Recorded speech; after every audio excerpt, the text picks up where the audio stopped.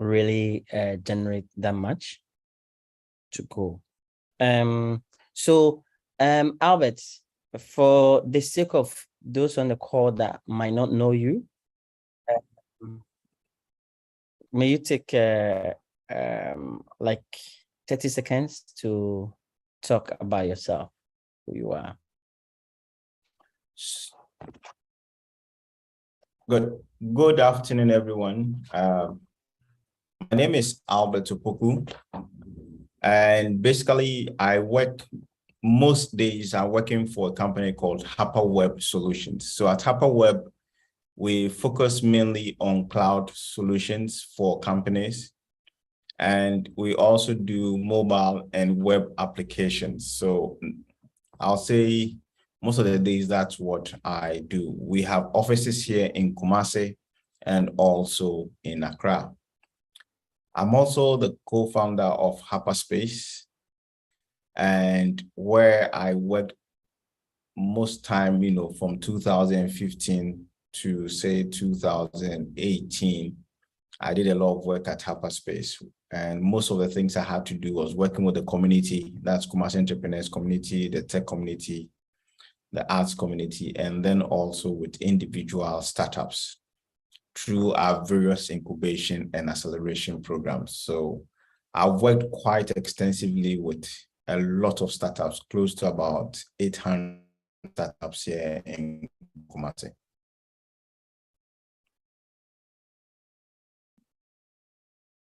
Great. Okay, I think Gideon is back.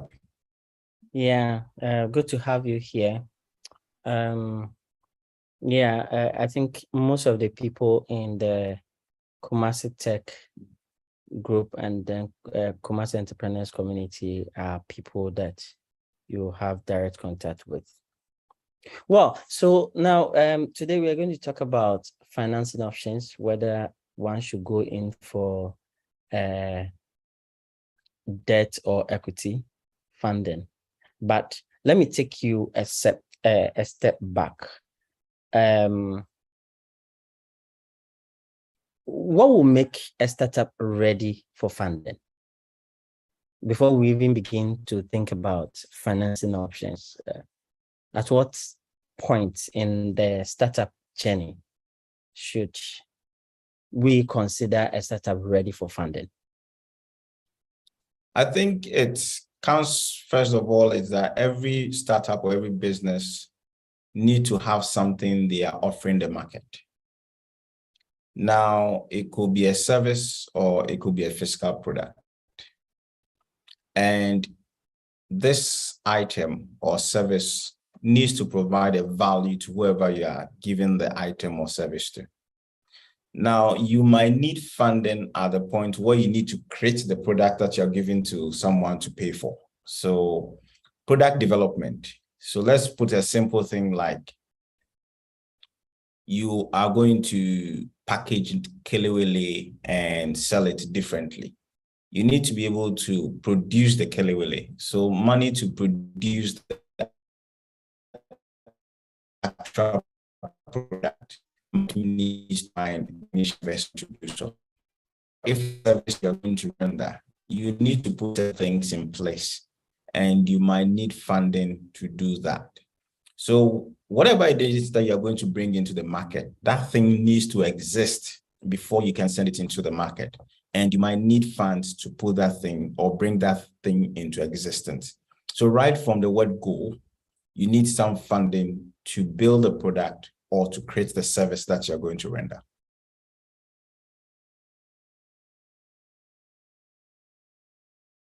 That's good to know. But one quick question that comes to mind, mostly most startups are talking about is money. Money is everything about money all the time, and the startup journey.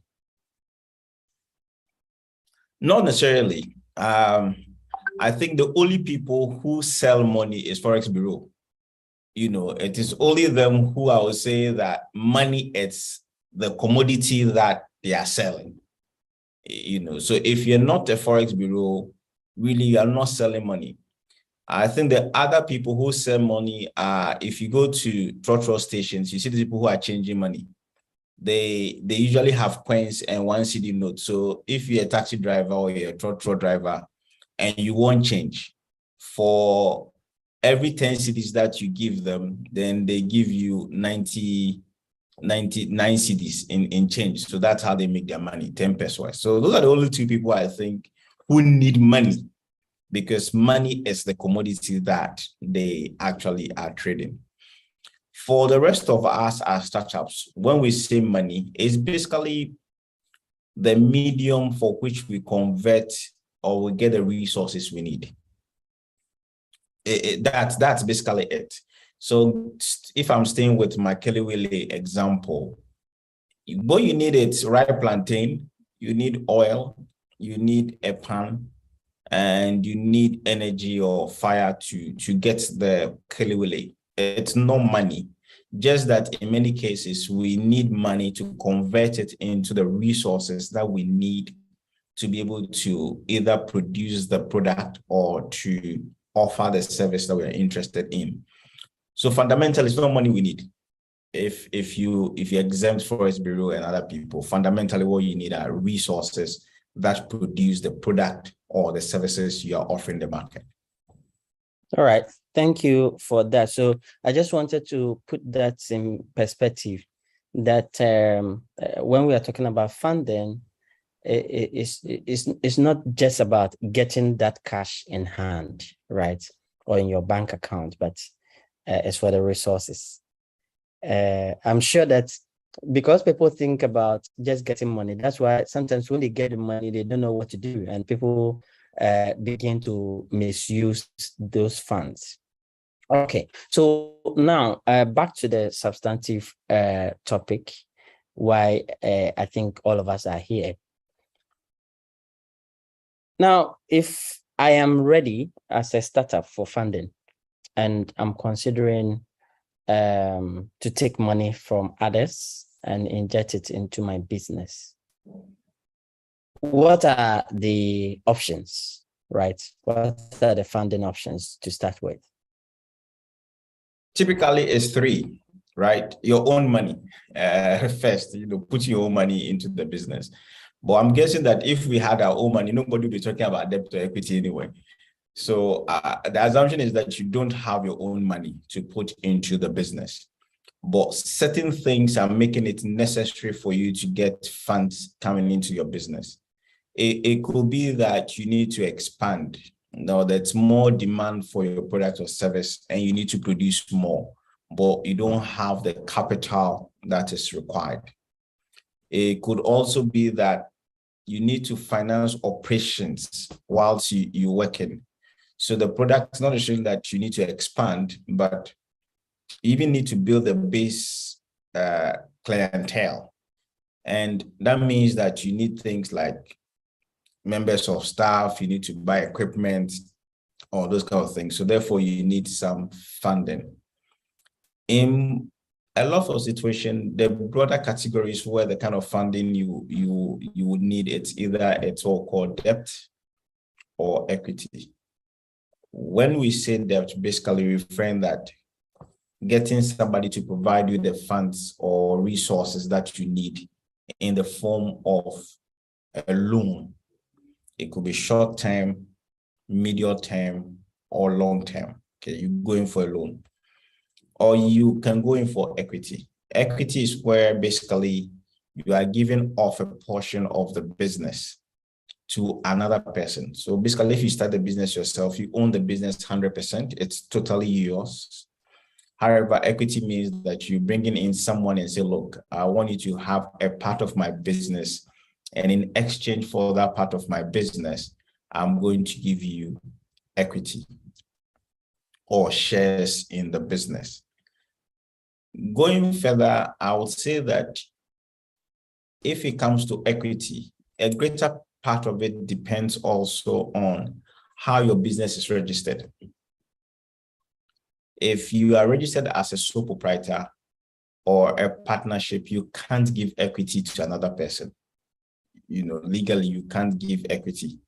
So But if you're not yet registered, yes, you can give equity, but then you need to register as a business or as a partnership to give out equity. So, but for debt, it doesn't really matter how you are registered. You can always get debt financing. Right. Thank you for sharing that. So yes, certainly, if you are not getting the money from your own pocket or account or inheritance or a gift, then you are going in for either debt or equity financing. Now, let's dive a bit into the debt financing, right? So imagine that I go to someone and I say that I want debt financing.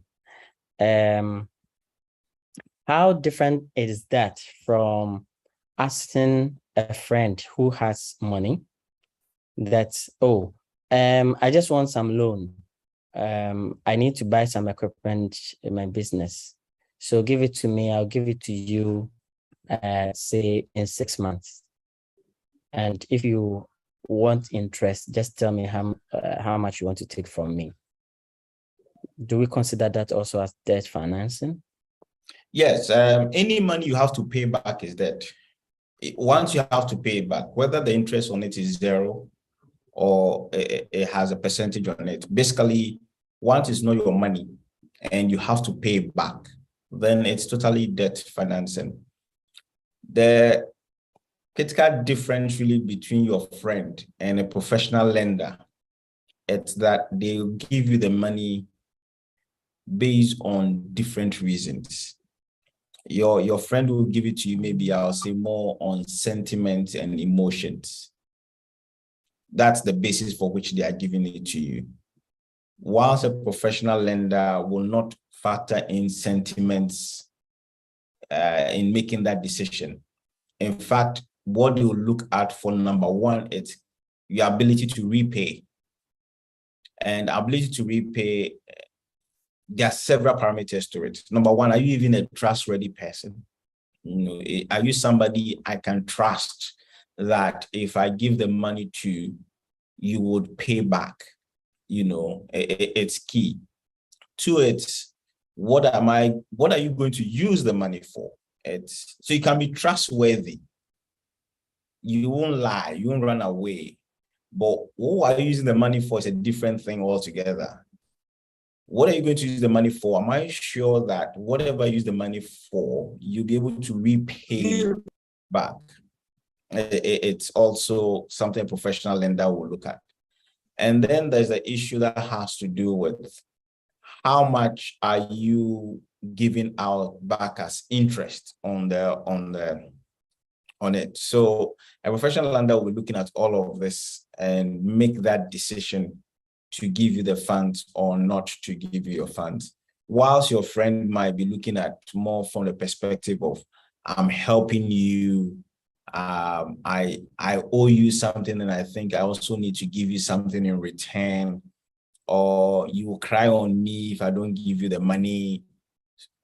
Those are the kind of things they'll look at, and then they will give you the money. But it might most likely dwell on sentiments and emotions rather than logic and reasoning. Right. Thank you. So, of course, taking a loan from the bank will also fall under debt financing. But will you advise that a startup take a loan from the bank?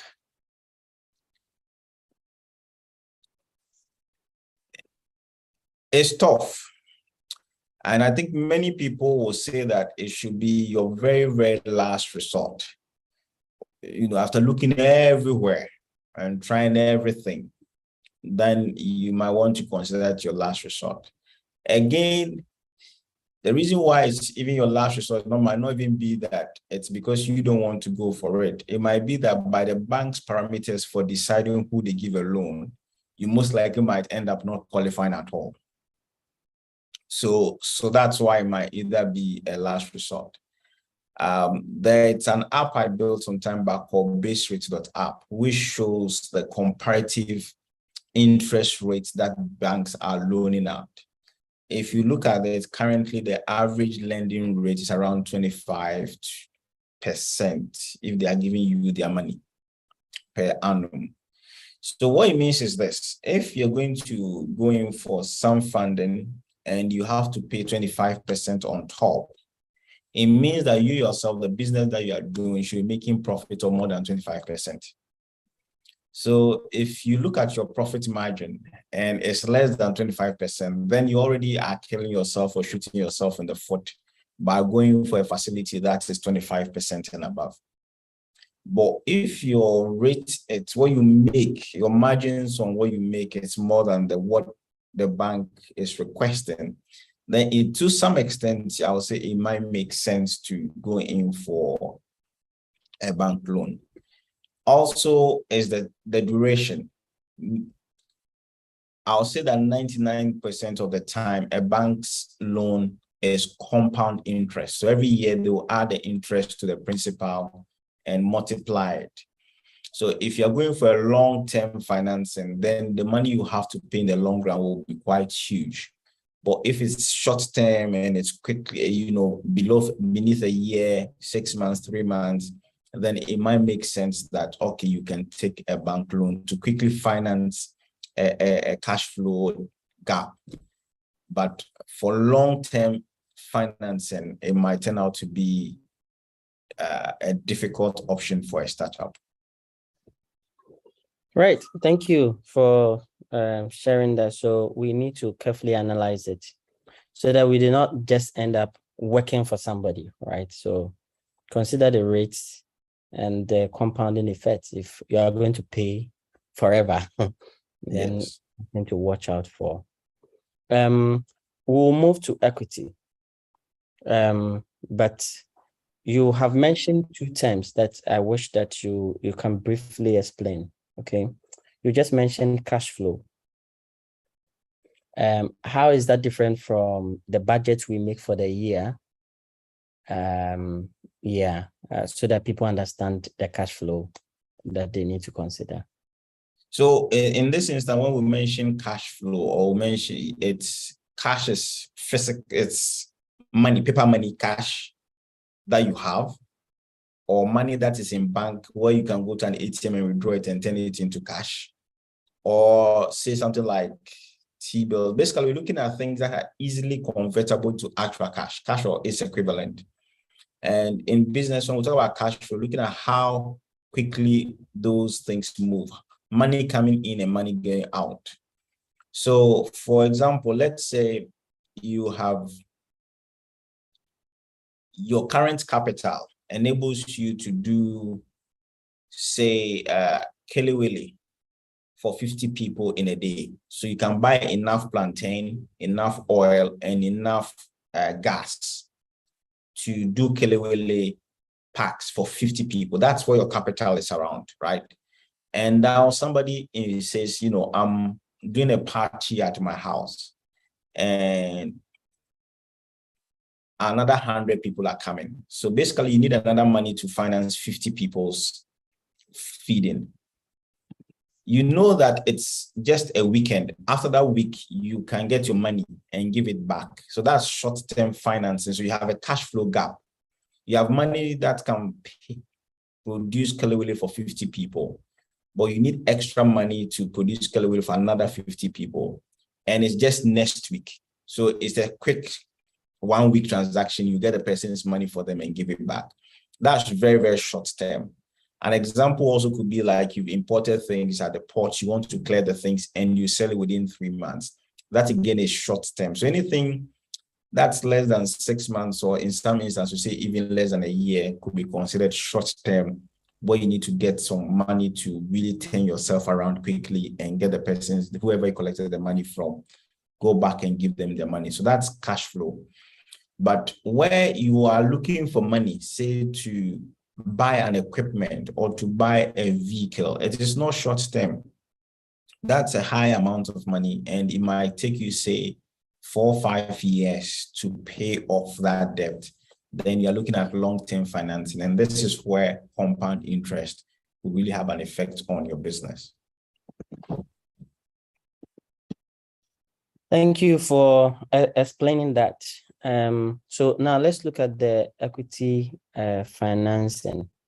One of the things I've found about startups here is that we always want to hold on to our business and always be able to call it our own, okay, without any interference.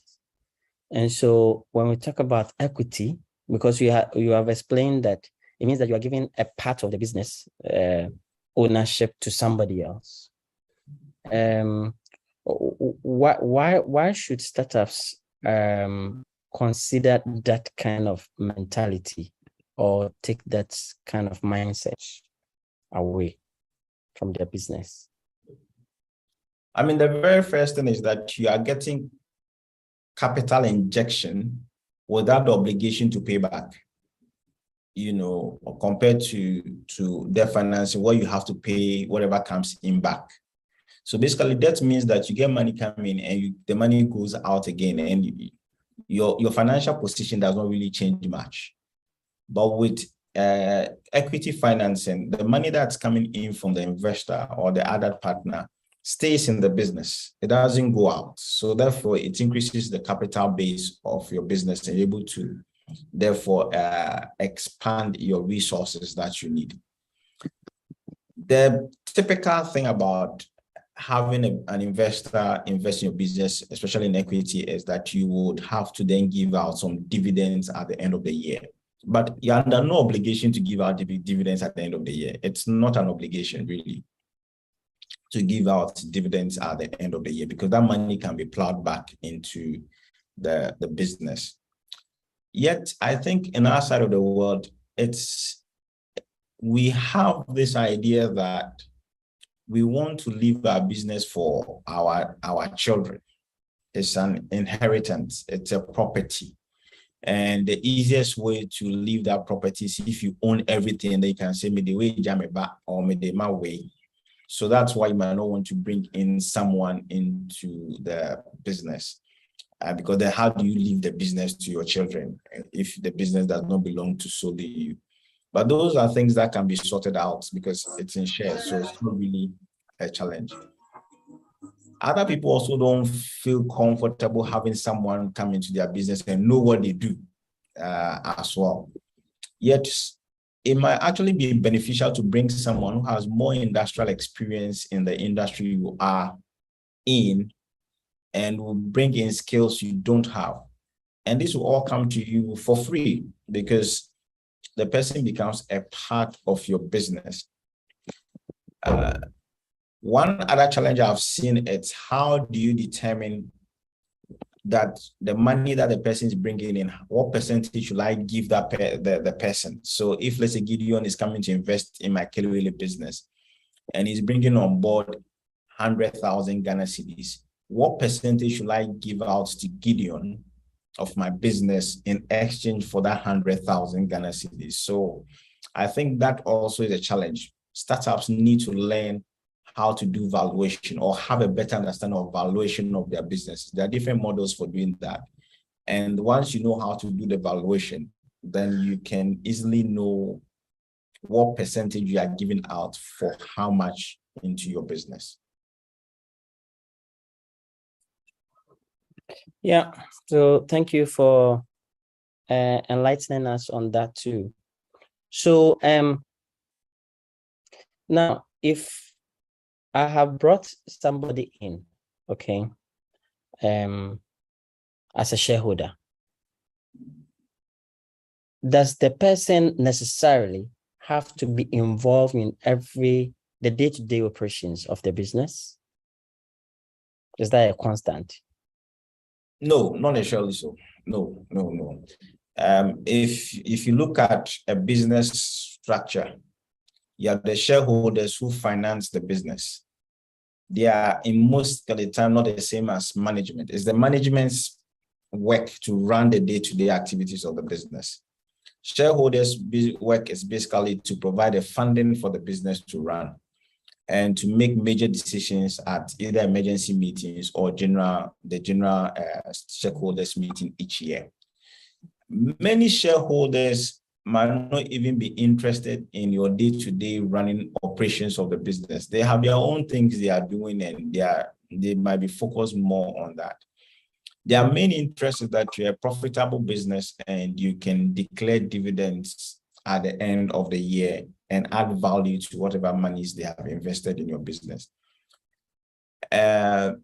Typical shareholders will leave the business operations to you, unless it's an area or the industry where they are an expert and therefore they are giving you advice, but they might not necessarily want to be involved in the day-to-day operations of the business. Thank you.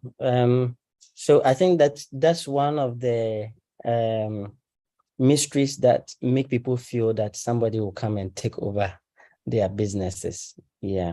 But while shareholders might not be on the staff, like the operational staff, does that mean that if I have been running a business on my own, I'm my founder, and now say another shareholder has come in, let's say it's 70-30, do I still make decisions on my own and use the monies coming into the business the way I choose to? I believe that many investors, especially professional investors, will always have what's called a term sheet. A term sheet specifies the terms and conditions upon which they are giving you the funding that they are giving you. And as a startup, you need to read that term sheet, understand what it means, and be ready to abide by it. Okay. So some common things in term sheets could be, for example, remember that the person has given you money to do something specifically that you say you want to do. And therefore we'll try to ensure that you use that money for that thing and nothing different without their consent.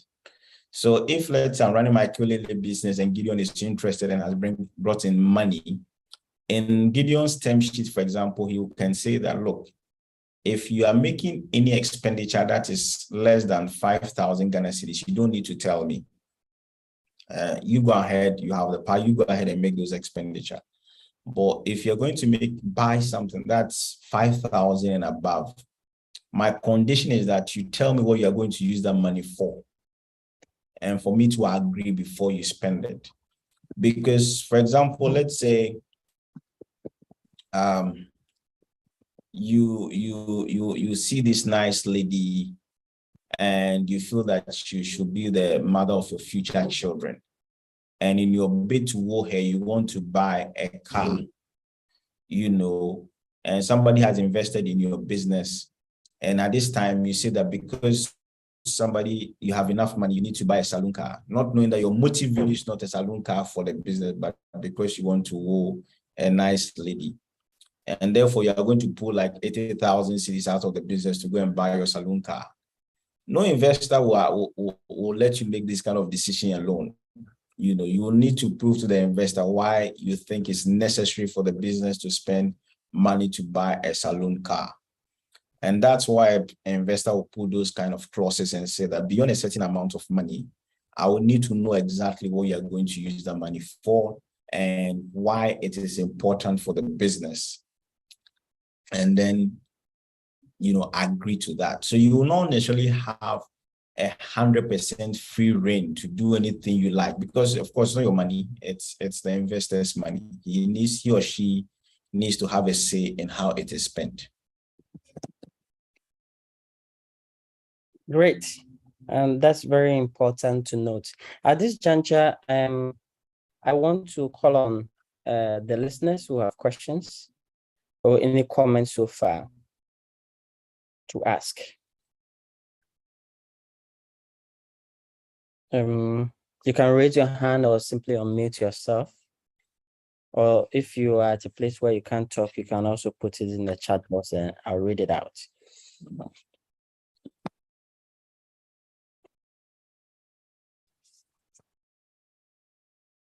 But okay, yeah, please just type.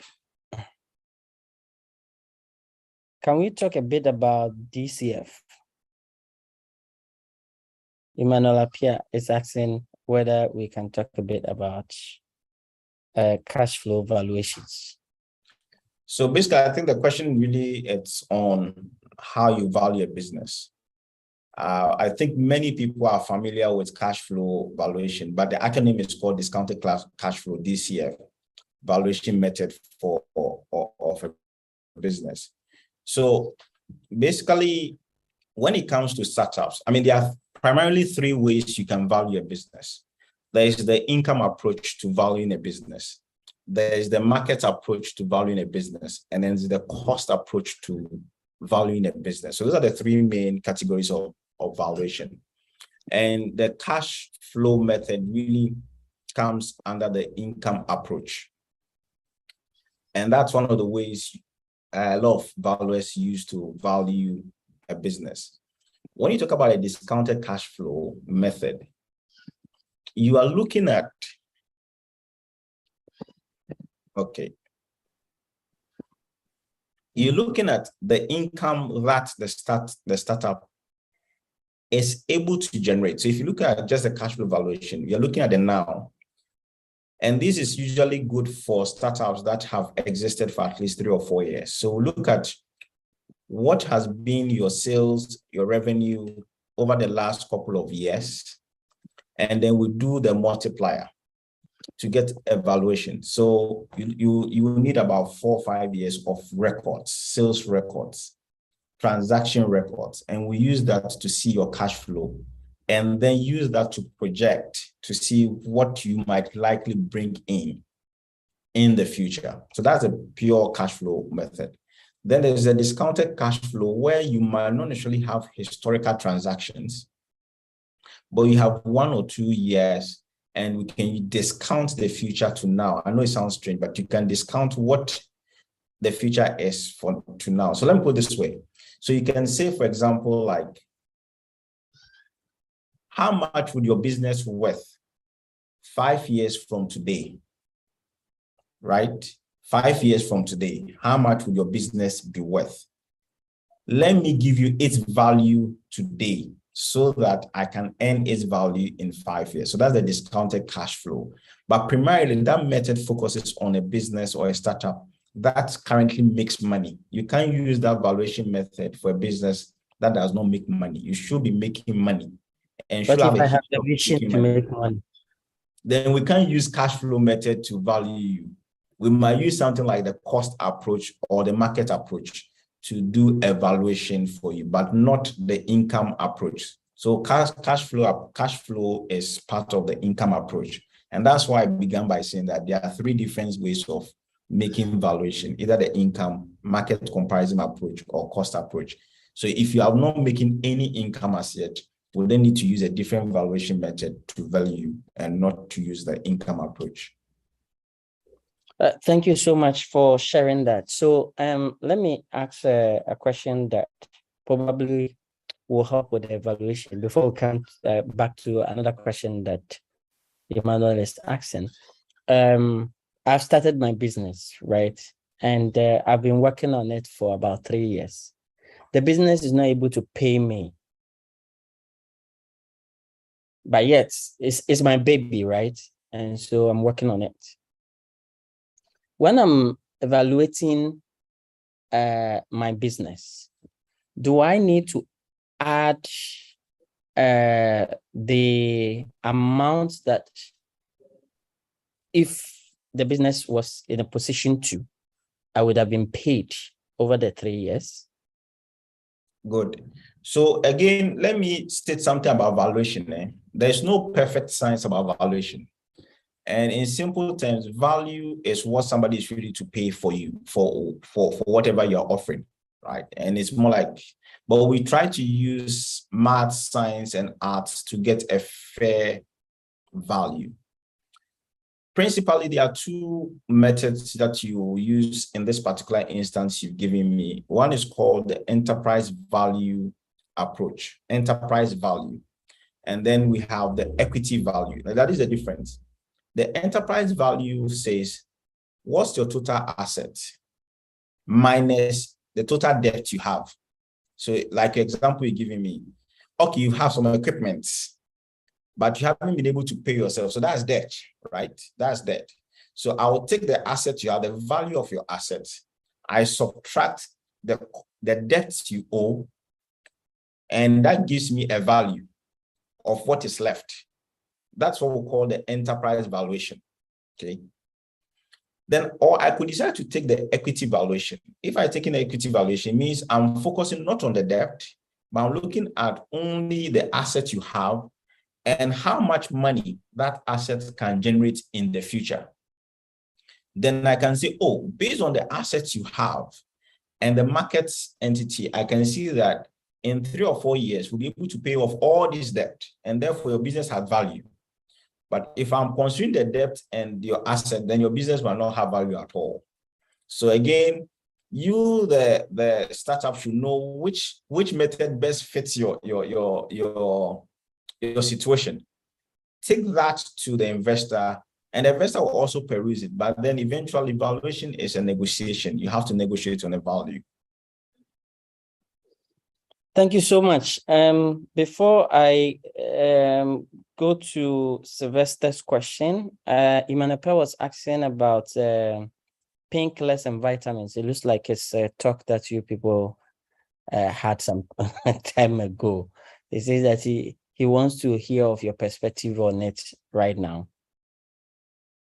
So basically, to just for people who might not understand that discussion, but we talked about idea for business, and that I usually say that ideas fall into 2 categories, whether it's a painkiller or it's a vitamin. Painkiller ideas are ideas that people desperately need. Okay. I believe that if anybody has some small money in your pocket and you wake up, food is one of the things you think about. You know, so if somebody is thinking of going to food, it's a painkiller business. Healthcare usually is a painkiller business. Schooling now, most people want their children to go to school. It's a painkiller business. A vitamin business is more like nice to have. You know, it's a nice thing to have. Yeah, if you have it, it's fine. If you don't have it, it's not really a big deal. Like if I want to have an aquarium in my house, you know, even having an aquarium, say, fish won't cry.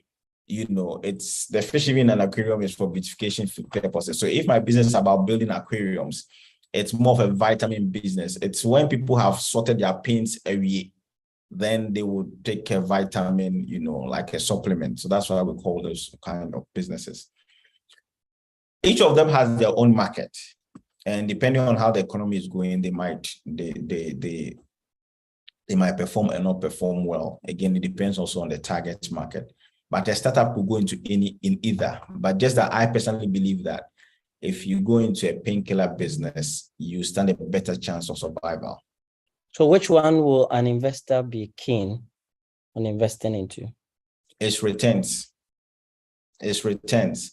And the market size you can show to that. For example, I can tell you that there are some car companies who make only 50 versions of each model they make, only 50. So like, if you're doing Toyota Corolla, they'll do only 50. Only 50. That's the whole market size. But they are selling one of those cars for 1.2 million, right? So and the people who buy this type of cars already own a lot of cars. This is your first car. You don't go, your first car can be worth 1.2 million, you know. But that's the market they are into, and they have the market size to prove that it's a worthwhile business. Right. Thank you for sharing that. Now, Sylvester is asking a question. I think probably it has been answered, but let's see. It says, how does a startup that makes no money or revenue value the company? So basically, that's where you want to use the discounted cash flow approach, or you want to use the future revenue approach. So you are providing, you say that, okay, I don't have revenue now, but I have this product that I have built. It has a prototype. And we most likely maybe have even gone through a piloting phase. And this is how much money it made in the pilot. It doesn't actually mean that it was profit. It was just what you're able to make in the pilot. And then you can demonstrate that if you're able to launch this and market it well, it would bring in so and so in the future. So give you a quick example. I'm able to say that if I had 1,000 CDs to launch this product, in 1 year time, it will bring 20,000. Then the investor will say, okay, you mean that in the future we can make 20,000? That's in a year's time. You said yes. Okay, for that portion of 20,000, I will give you 15,000 now. That's if discounted the cash flow, so that he works with you to get 20,000, and therefore both of you make a profit of 5,000. Right. Thank you. So, fair enough. I think you have successfully explained the two kinds of financing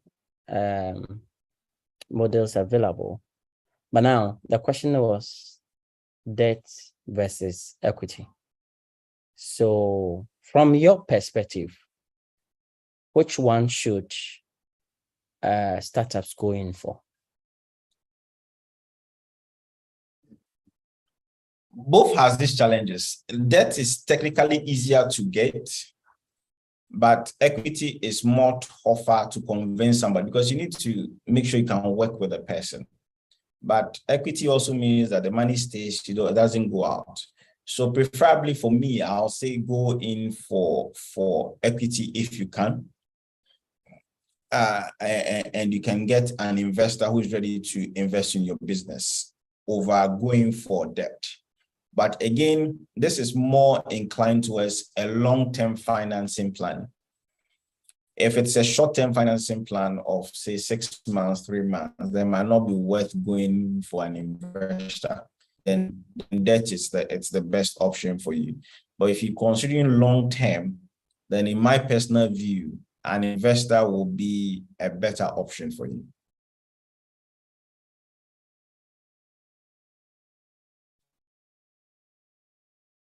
Yeah.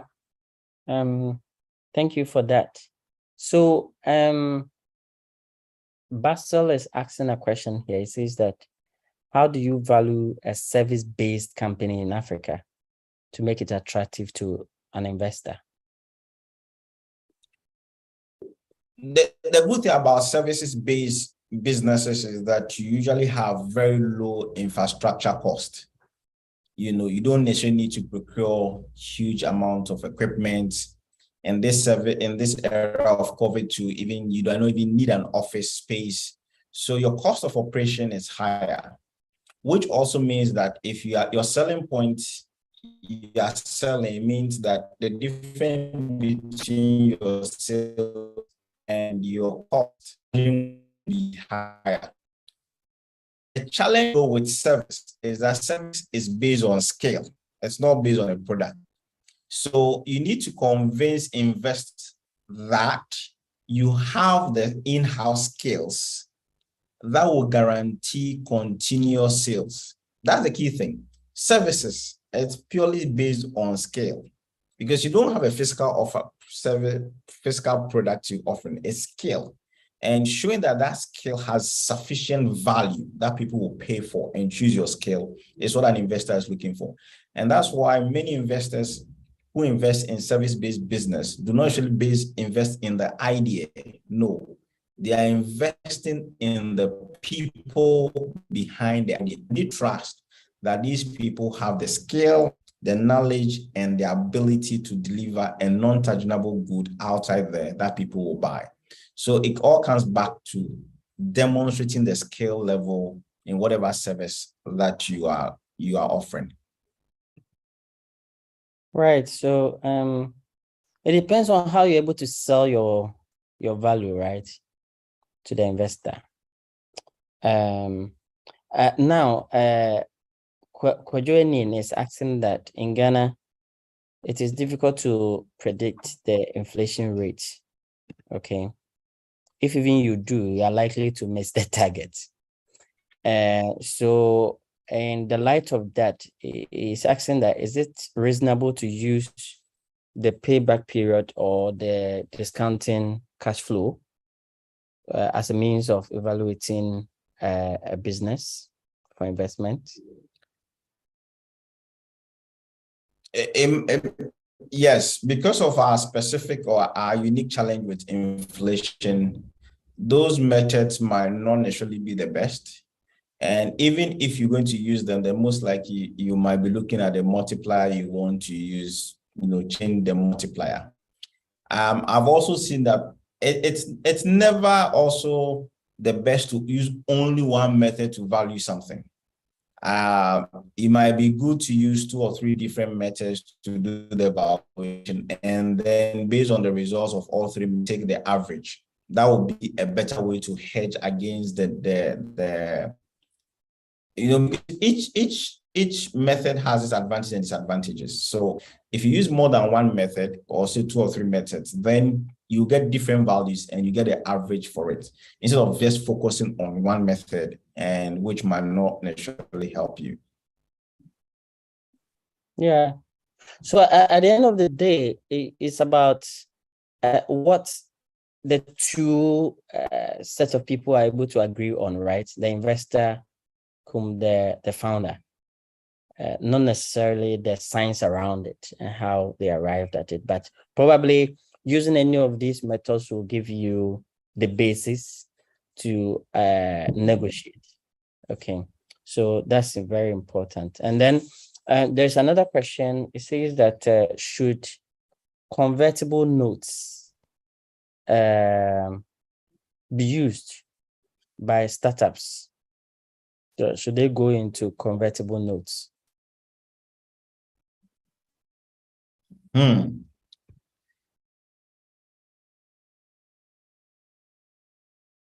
So basically, if I'm a lender and I truly believe in your business growth and potential, I would say I'll go in for convertible notes, right? It's a way for me to protect my investment.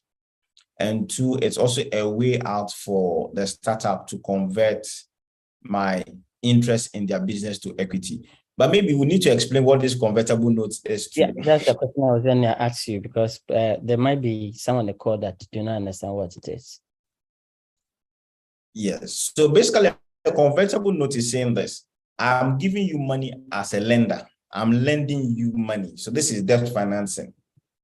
However, I will have the right to change it from debt financing to equity at a certain point in time, or based on certain things happening.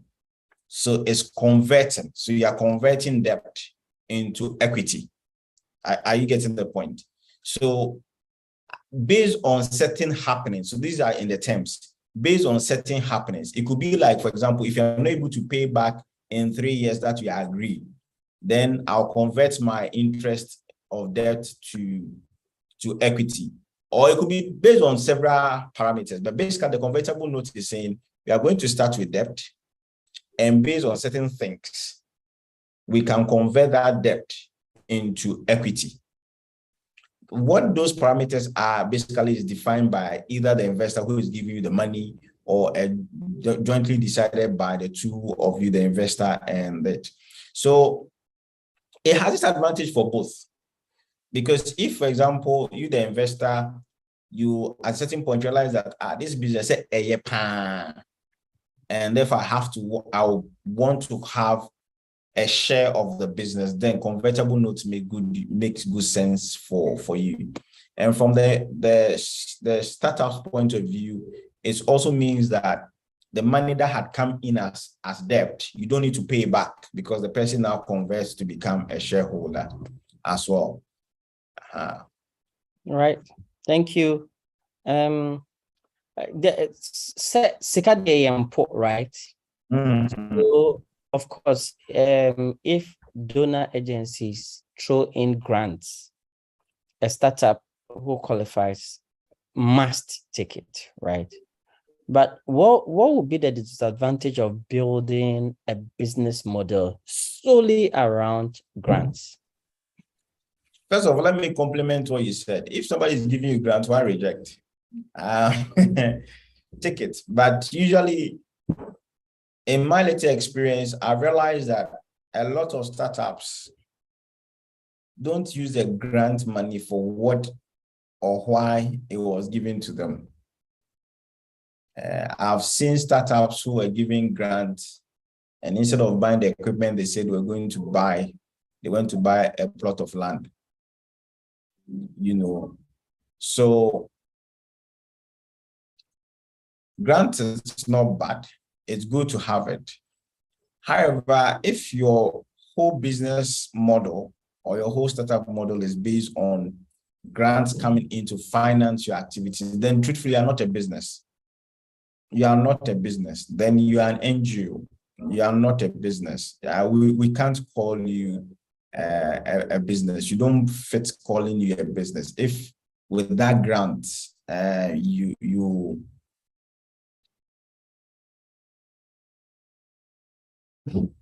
is it my end? No, we can hear you perfectly. That's why I'm asking him. Okay.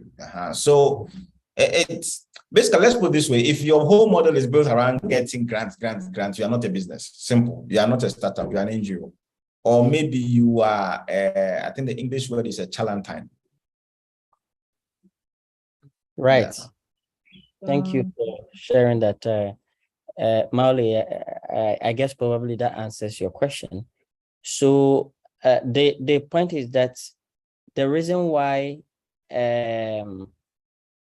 we might see or say that they do not use the money for what it was intended for is that, grants always come with some constraints.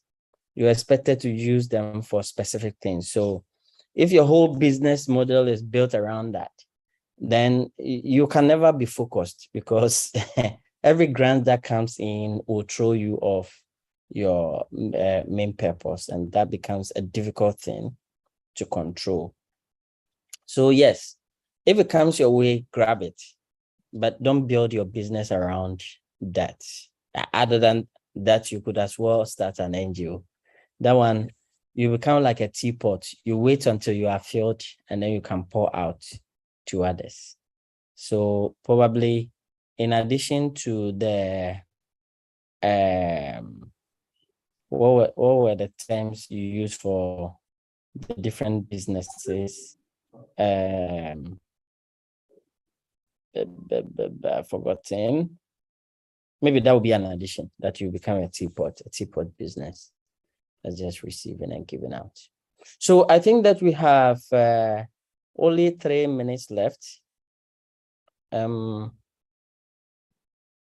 Is there anyone that has some final comments to make, or other than that, to allow Albert to say his final words? Then we can continue next week.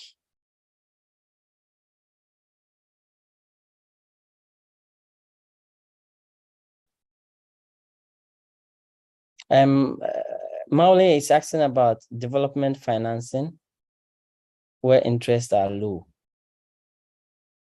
So currently, there are a lot of what I'll call social impact financing coming up. So these are also usually debt. In many cases, you have to pay back. But you see, the lender has a social angle. They are not necessarily interested so much in making money out of you. So their interest rates are usually very low. And they focus more on what kind of social impact is your business making. So I think in the areas of climate change, agri, health, there are a number of financing options.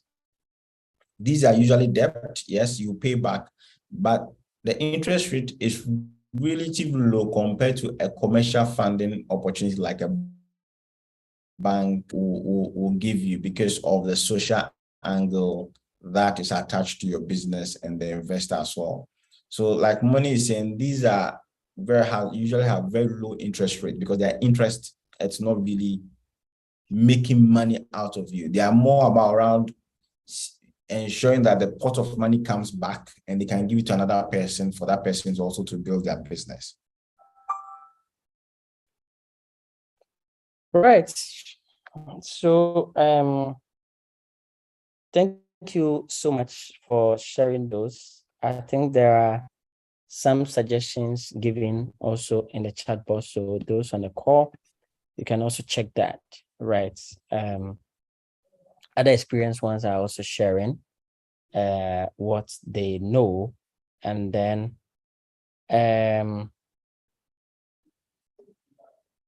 the last question from Kojoeni says that in the nutshell, do you subscribe to the pecking order theory?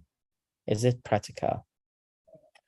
If my memory serves me right, the pecking order theory is that you define what your financial need is, and then you start internally, right? You start looking for solution to your financial constraints internally, and then grow it outwardly. So basically, it's saying, okay, we need 5,000. The first question you ask yourself, me myself, do I have that money?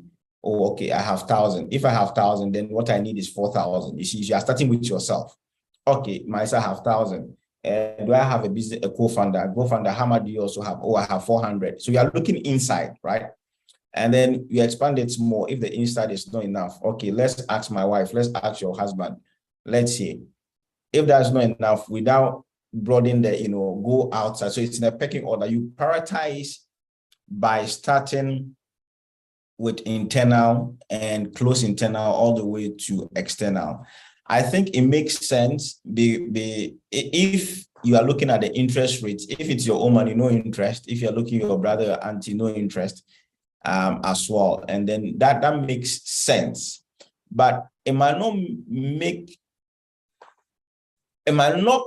be the best thing to apply in all circumstances. It makes a lot of practical sense, but it might not necessarily be the best solution in all circumstances, to be frank. Right, thank you. There is a nagging question, so I'm begging everybody. We started 5 minutes late, so let me just allow that one because it keeps coming, saying that the business may have other capabilities and as such can leverage on to help grow the other parts of the business. How do you separate that from their main financing need? It comes back towards the core reason why the business exists. If an investor is coming into your business, he's focusing on the core thing. If the other things around the businesses are generative funds, they could be supplementary. If they are able to generate funds more than the core, then maybe the core is not worth it. Then the core is not worth it. If the supplementary things are bringing in more money than the core, it's time to rethink. And then in startup language, you say maybe it's time to pivot, the idea. It's time to change the idea rather and focus on the supplementary things and change the idea that they become the core rather than focusing on the core thing. I think the best example in the world is about Guinness and Coca-Cola. Coca-Cola started as it was a medication for tummy aches, right? That was the core, but people were not buying it at the pharmacy. Rather, people were buying it as an entertainment drink. So what do? You pivot and you change from the core. I think same with Guinness as well. So in my view, if there are other things around the business that generates revenue and your core idea is not generating revenue, in my personal view and opinion, it might be worth pursuing, looking at those other things around the business and see whether those might be worth converting to the core. All right, thank you very much for sharing your thoughts with us, Albert. Now, you can take 1 minute to offer your concluding comments. Basically, just to say that debt or equity, which one is it? Both have their pros and cons, and it really depends on what your needs are at any given point in time. It's easy to get debt, but it comes with a lot of obligation and money you have to pay. It might be difficult to get equity, but then you don't necessarily need to pay the money back, and the money stays in your organization and can let it grow. And if I should refer back to Pedro Enin's question on pecking order, some of the view that always go in for debt before you go in for equity. If it might not necessarily work in many circumstances, but convertible bonds, as I think Sylvester also mentioned, are there if you're an investor and that's of interest to you. But from a startup point of view, it really depends on what best fits your situation at that moment in time. If you're looking long term, go for equity. If you're looking for short-term cash flow gaps, go for debt.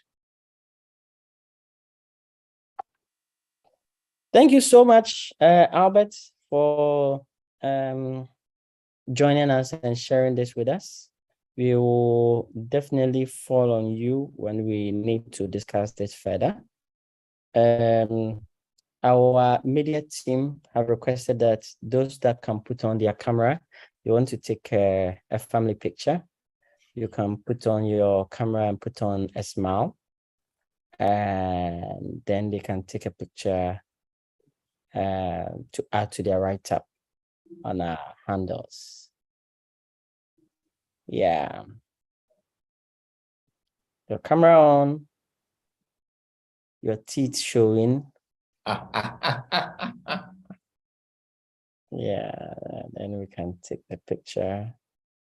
So at the count of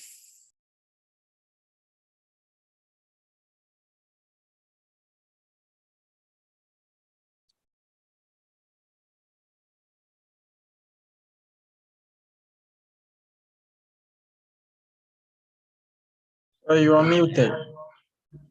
Gideon, you're muted.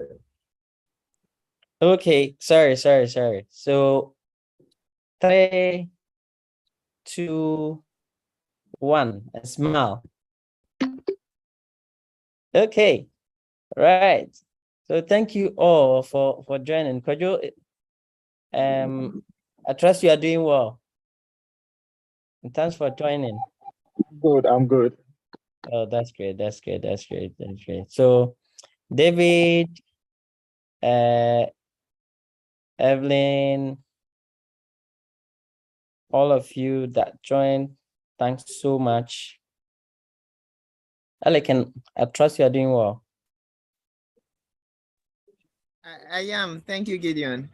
You're welcome. What of you two? Yeah, I'm also doing well. Good to hear. Alex, Marcel, Solo, Hudo. I don't think I've probably met Hudo before, but Hudo, it's great joining us. Thank you, sir. Yeah, I hope to see you all next week. Yeah. Have a good evening. Bye, everyone. Bye-bye. Bye.